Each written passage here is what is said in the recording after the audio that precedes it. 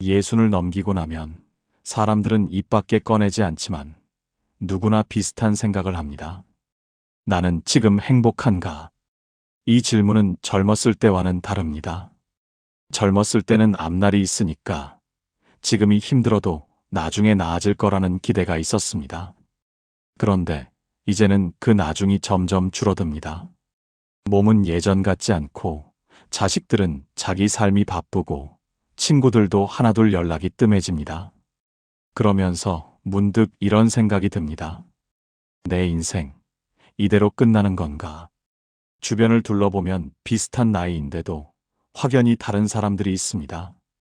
돈이 많아서도 아니고 자식이 잘나서도 아닌데 어딘지 모르게 편안해 보이고 마음이 가벼워 보이는 사람들. 반대로 겉으로는 아무 부족함 없어 보이는데 항상 불안하고 불평이 많고 하루하루가 무겁게 느껴지는 사람들도 있습니다. 그 차이는 어디서 오는 걸까요? 오늘 이 이야기를 끝까지 들으신다면 당신의 노후가 어떤 방향으로 흘러가고 있는지, 그리고 지금부터라도 무엇을 바꿔야 하는지 스스로 답을 찾으실 수 있을 겁니다. 지금부터 어떻게 사느냐에 따라 당신의 남은 인생이 천국이 될 수도 지옥이 될 수도 있습니다. 나이 들면 모든 게 평등해질 거라고 생각했습니다. 누구나 늙고 누구나 힘들어지니까 결국 비슷비슷해질 거라고요. 하지만 현실은 그렇지 않습니다. 예순을 넘기면서부터 사람들 사이의 격차는 더 벌어집니다. 그런데 그 격차는 돈으로 재는 게 아닙니다. 통장 잔고가 많다고 해서 행복한 것도 아니고 자식이 성공했다고 해서 마음이 편한 것도 아닙니다. 진짜 격차는 마음의 무게에서 옵니다. 어떤 사람은 하루하루가 무겁습니다. 아침에 눈 뜨면 벌써 피곤하고 누군가와 통화를 해도 기분이 나아지지 않고 자식 걱정, 건강 걱정, 돈 걱정에 머릿속이 복잡합니다. 반면 어떤 사람은 담담합니다. 크게 웃지도 않지만 크게 괴로워하지도 않습니다. 자기 속도로 살아가고 누군가와 비교하지 않으며 오늘 하루를 그저 살아냅니다. 왜 어떤 사람은 살아도 사라지는 것 같지 않을까요?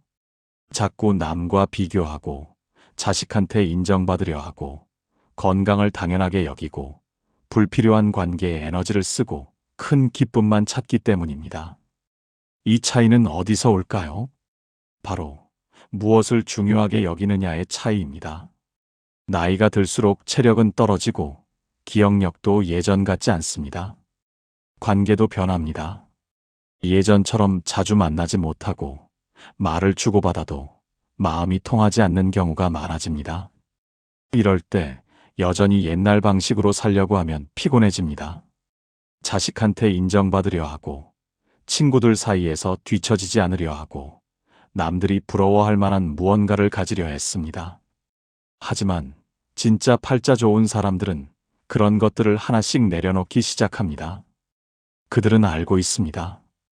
이제는 더 이상 남에게 보이기 위해 사는 게 아니라 자기 자신을 위해 살아야 한다는 걸.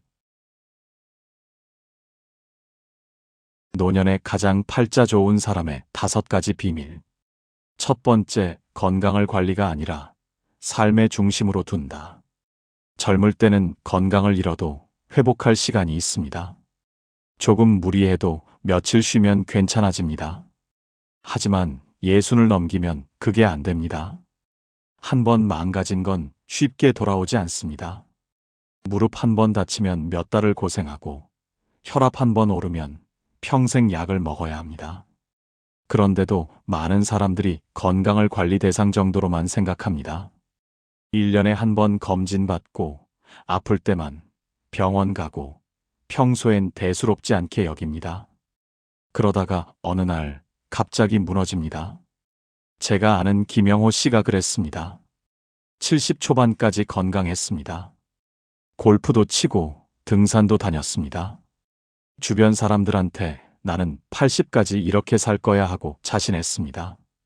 그런데 어느 겨울날 저녁 집 계단에서 발을 헛디뎠습니다. 그냥 스치듯 넘어진 것 같았는데 다음 날 아침 일어나니 허리를 펼 수가 없었습니다. 처음엔 금방 나을 거야 했습니다. 파스 붙이고 찜질하고 약 먹으면 괜찮아질 줄 알았습니다. 하지만 한 달이 지나도 통증은 사라지지 않았습니다. 석 달째 되던 날 결국 수술을 받았습니다. 수술은 성공했습니다. 하지만 예전 같지 않았습니다. 조금만 걸어도 허리가 뻐근하고 골프는 생각도 할 수 없었습니다. 등산화는 현관 구석에 그대로 놓여 있습니다. 영호 씨는 이제 집 밖을 잘 나가지 않습니다. 친구들이 불러도 나는 몸이 안 좋아서 하고 거절합니다. 처음엔 친구들이 이해해 줬는데 점점 연락이 뜸해졌습니다. 영호 씨는 요즘 자주 이런 생각을 합니다. 그때 조금만 더 조심했으면, 그때 조금만 더 내 몸을 챙겼으면. 반면 같은 동네에 사는 박순자 씨는 다릅니다. 그리고 영호 씨도 요즘 조금씩 달라지고 있습니다. 집안에서라도 할 수 있는 스트레칭을 시작했습니다. 늦었지만 아예 포기하진 않았습니다. 순자 씨는 매일 아침 6시에 일어나 30분씩 걷습니다. 비가 와도 추워도 걷습니다. 식사는 소식합니다. 젊었을 때처럼 배불리 먹지 않습니다. 술도 거의 안 마십니다. 친구들이 만나자고 하면 시간을 먼저 확인합니다. 나는 아침에 걷는 시간이 있어서 9시 이후에 만나자. 사람들은 순자 씨 보고 너무 철저하게 사는 거 아니냐고 합니다. 인생 이제 얼마 안 남았는데 그렇게까지 해야 하냐고도 합니다.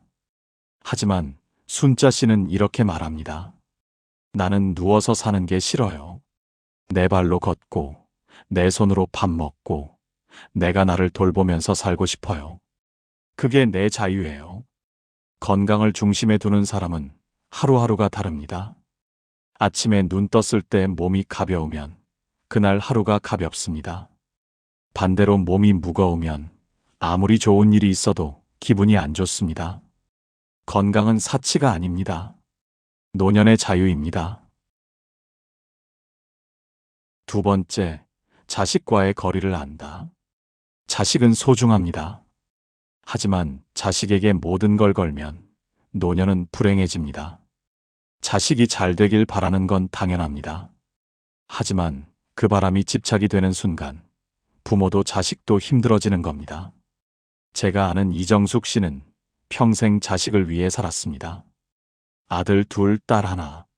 셋 다 대학 보내고 결혼시키고 손주까지 봐줬습니다.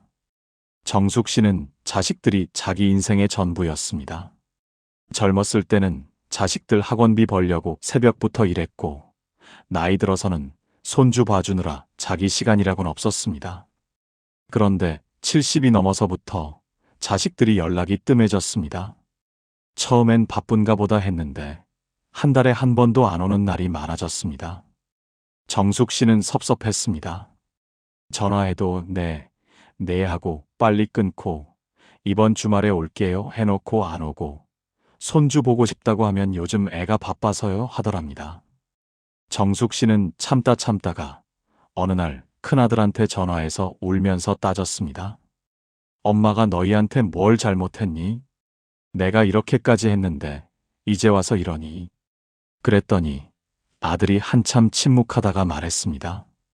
엄마, 나도 내 인생 사는 거 힘들어요.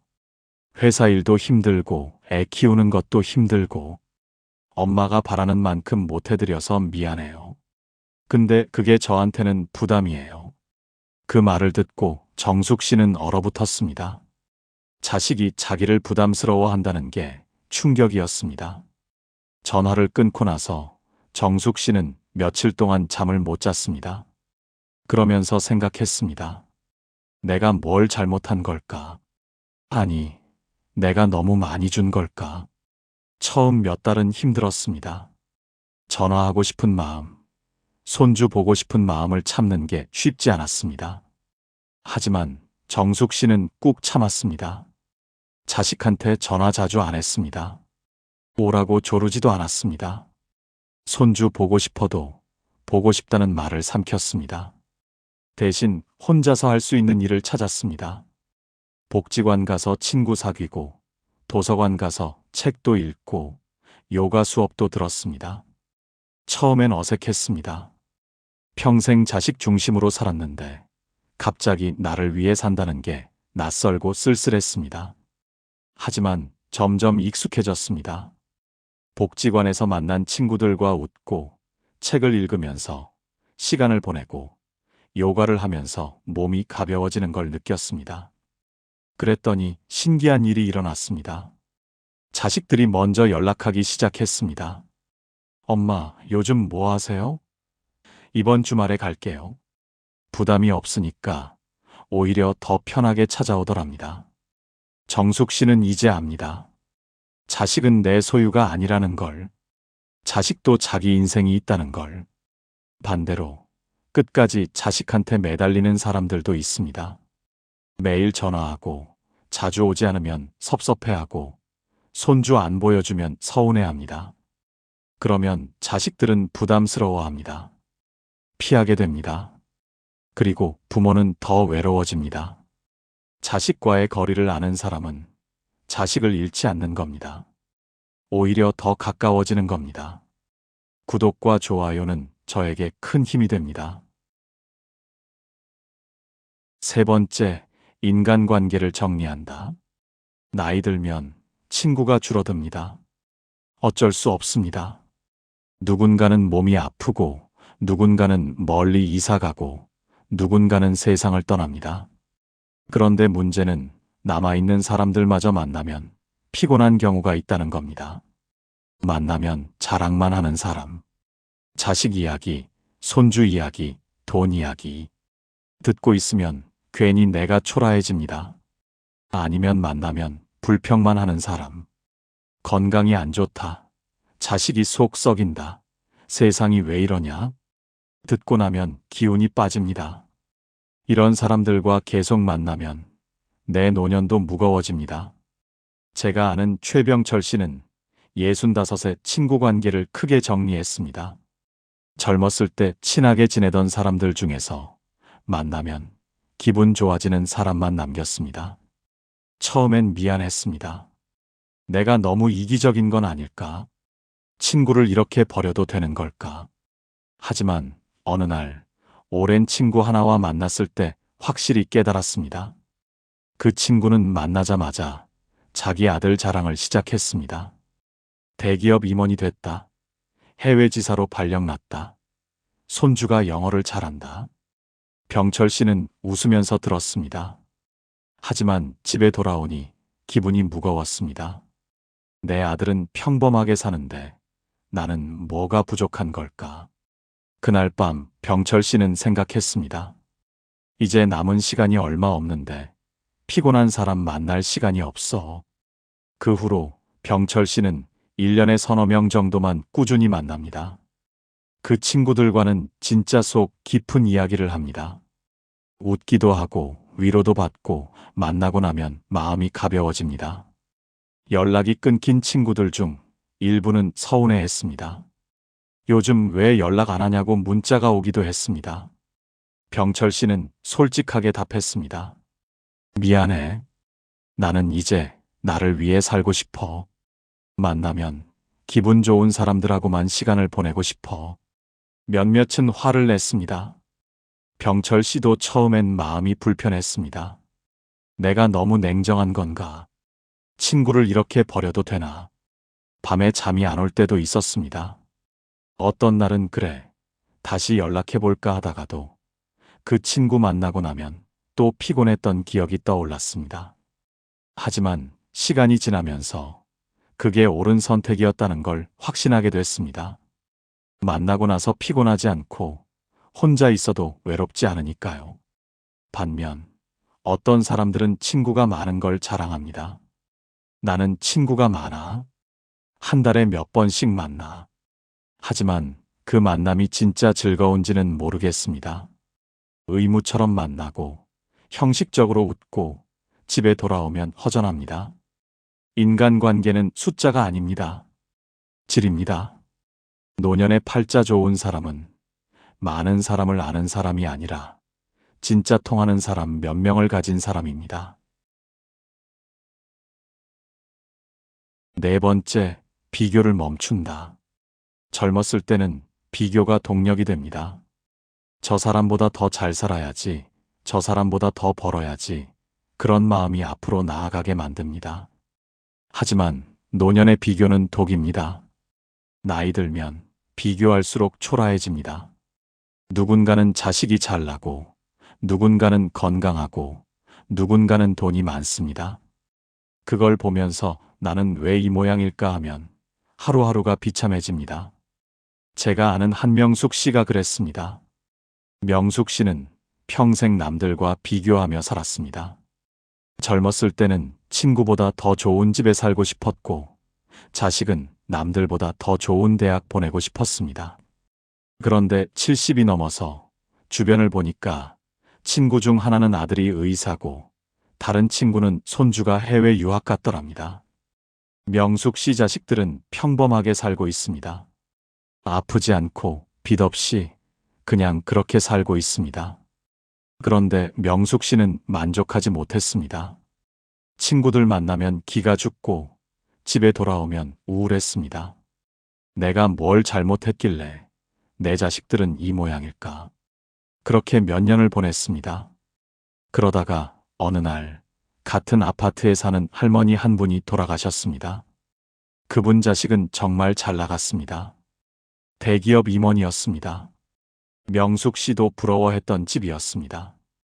그런데 장례식장에 자식이 안 왔습니다. 해외 출장 중이라 못 온다더랍니다. 장례식 내내 그분 동생들이 대신 치렀습니다. 그걸 보고 명숙 씨는 생각했습니다. 자식이 잘난 게 뭐가 중요하지? 곁에 있어주는 게 더 중요한 거 아닐까? 하지만 그 생각이 쉽게 습관이 되진 않았습니다. 친구들 만나면 여전히 자랑 이야기가 신경 쓰였습니다. 집에 와서도 역시 나는 안 되나 봐 하는 생각이 들었습니다. 하지만 명숙 씨는 그럴 때마다 스스로에게 물었습니다. 저 친구 아들이 잘나면 내가 행복해지나? 아니잖아. 그렇게 몇 달을 보내던 어느 날, 명숙 씨는 외출 준비를 하다가 거울을 봤습니다. 얼굴이 굳어 있었습니다. 눈에 생기가 없었습니다. 언제부터 이렇게 늙어 보였나 싶었습니다. 내가 이렇게 살려고 여기까지 온 건가? 그 순간 깨달았습니다. 남과 비교하느라 정작 내 인생을 잃어버렸다는 걸. 그 후로 점점 비교가 무의미하다는 걸 알게 됐습니다. 저 사람이 잘나든 못나든 그게 내 삶과는 상관없다는 걸요. 그 후로 명숙 씨는 비교를 멈췄습니다. 친구들 자랑 듣고 나서 예전처럼 속상하지 않습니다. 그래, 잘 됐네 하고 넘어갑니다. 그랬더니 마음이 가벼워졌습니다. 비교는 끝이 없습니다. 위를 보면 한도 끝도 없고 아래를 보면 우월감만 생깁니다. 진짜 팔자 좋은 사람은 남과 비교하지 않고 어제의 나와 비교하는 겁니다. 어제보다 조금 더 편안한가? 어제보다 조금 더 감사한가? 그것만 물어보는 겁니다. 다섯 번째, 작은 기쁨을 안다. 젊었을 때는 큰 기쁨을 추구합니다. 승진, 성공, 인정. 하지만 나이 들면 그런 기쁨은 잘 오지 않습니다. 이미 은퇴했고 더 이상 이룰 게 많지 않습니다. 그래서 노년이 무료해집니다. 이제 뭘 해야 하지? 그런데 팔자 좋은 사람들은 작은 기쁨을 압니다. 제가 아는 이철수 씨는 75입니다. 철수 씨는 젊었을 때 회사에서 인정받는 게 기쁨이었습니다. 프로젝트 성공하면 뿌듯했고 상 받으면 자부심이 생겼습니다. 그런데 은퇴하고 나니 그런 기쁨이 사라졌습니다. 아무도 철수 씨를 찾지 않았고 아무도 철수 씨 의견을 물어보지 않았습니다. 처음 몇 년은 허전했습니다.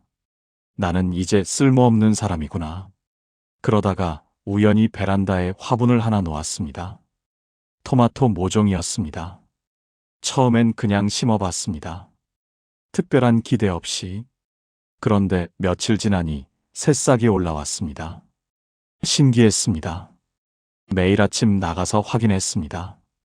물을 주고 햇빛 잘 드는 곳으로 옮기고 벌레가 생기면 떼어내고 그렇게 몇 달이 지나니 토마토가 빨갛게 익었습니다. 철수 씨는 그걸 따서 손으로 닦아 먹었습니다.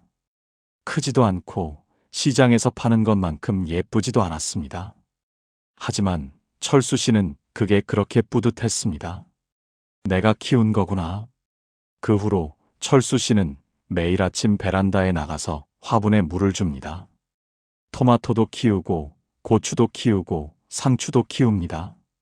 어느 날 손주가 놀러 왔을 때 직접 딴 토마토를 주었습니다. 손주가 할아버지, 맛있어요 했을 때 철수 씨는 회사에서 상 받았을 때보다 더 기뻤습니다. 왜 그랬을까요? 회사에서 상 받을 때는 남들이 박수 쳐줘서 기뻤습니다. 하지만 토마토를 키울 때는 누가 보지 않아도 기뻤습니다. 내가 나를 위해 한 일이었으니까요. 남한테 인정받으려고 한 게 아니라 그냥 내가 하고 싶어서 한 일이었으니까요. 철수 씨는 깨달았습니다. 기쁨이란 게 꼭 남한테 인정받는 데서만 오는 게 아니라는 걸.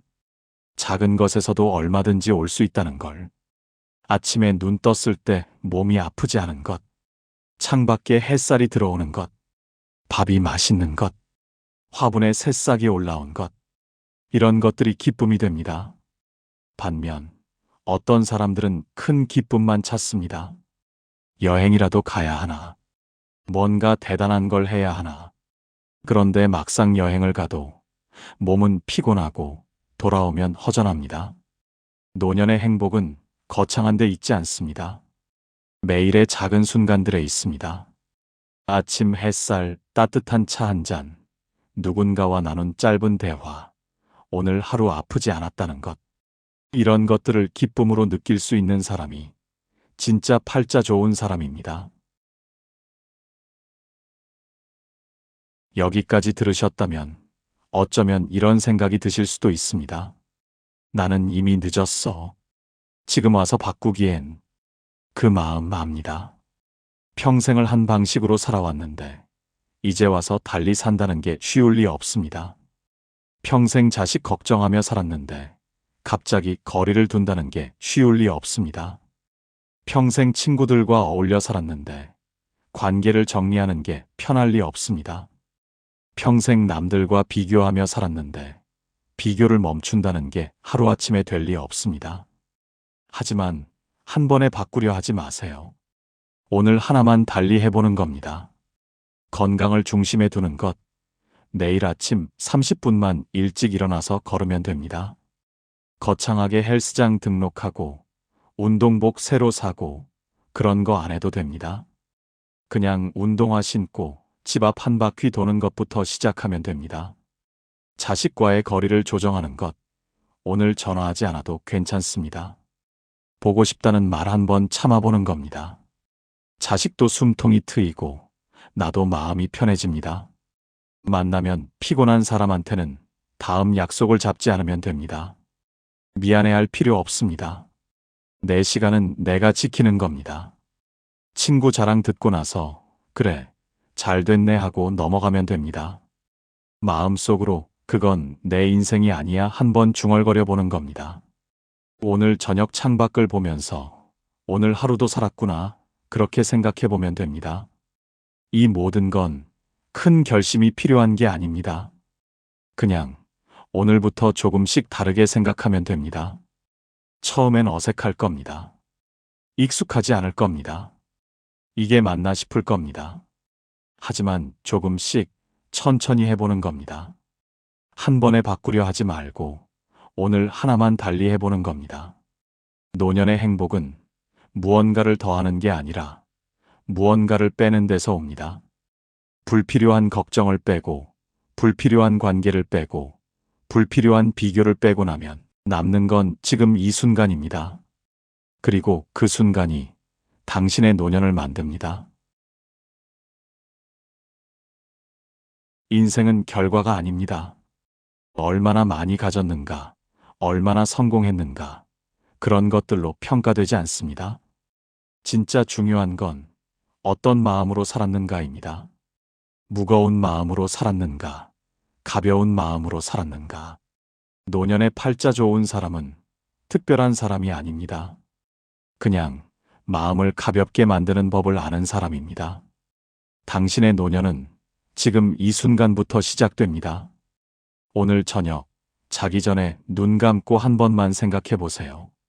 오늘 나는 무엇 때문에 마음이 무거웠나? 자식 때문이었다면 내일은 전화 한 번 덜 하는 겁니다. 친구 때문이었다면 다음 만남을 정리하는 겁니다. 비교 때문이었다면 그건 내 인생이 아니야 하고 스스로에게 말하는 겁니다. 그게 뭔지 알면 내일은 조금 다르게 살 수 있습니다. 그렇게 하루하루 조금씩 가벼워지는 겁니다. 당신의 노년은 당신이 만드는 겁니다. 내일 아침 눈 뜨자마자 창밖을 보세요. 그리고 소리내서 말하는 겁니다. 오늘도 살았구나. 그 한마디가 오늘 하루를 바꿉니다. 조금 더 가벼운 마음으로 살아보시길 바랍니다. 그것만으로도 당신의 노년은 달라질 겁니다.